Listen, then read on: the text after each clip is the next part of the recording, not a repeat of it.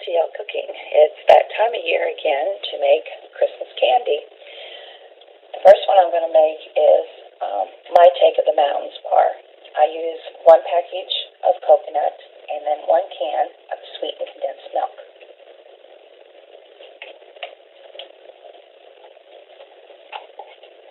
I usually make about 8 different kinds of candy. My husband takes them to work and hands them out, and I really enjoy doing this. Let me just mix it all together.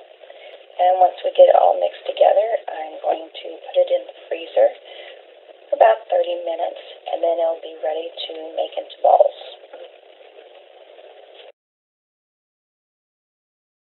The Mounds, I left them in the fridge for around 45 minutes to make them nice and hard, and then I'm going to dip them in the chocolate, put them on my tray, and then set them in a cool room so they will harden up. Thanks for subscribing. Please enjoy.